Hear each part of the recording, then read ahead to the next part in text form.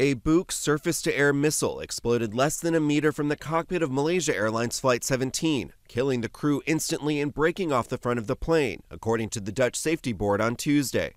The official probe into the crash in eastern Ukraine that killed all 298 on board last year found that the crash could have been avoided. In the opinion of the Dutch Safety Board, there was sufficient reason to close the airspace above the eastern part of Ukraine as a precaution. The Ukraine authorities failed to do so. The report did not consider who fired the missile, but it did identify a 320 square kilometer area where the launch might have taken place, all of which was under rebel separatist control at the time of the crash. Ukrainian and Russian authorities also conducted their own probes into the incident, Ukraine agreeing the missile came from territory outside of their control. You will see that it was a terrorist act, and everything was planned, and it was even done from the side, and went from the Russian side. But the missile's Russian maker conducted its own experiments that contradict the Safety Board's report.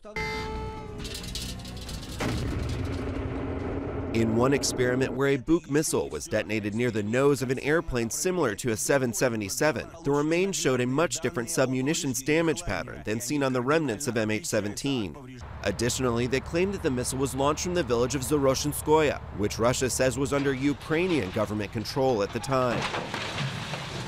Despite the conflicting findings, the next step is to identify and prosecute the perpetrators, which may prove difficult.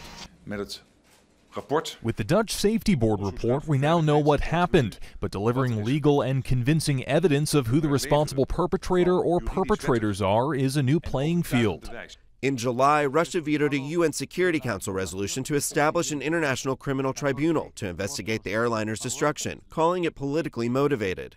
A separate investigation by Dutch prosecutors aims to identify who was responsible for the crash. Matthew Burgoyne, Associated Press.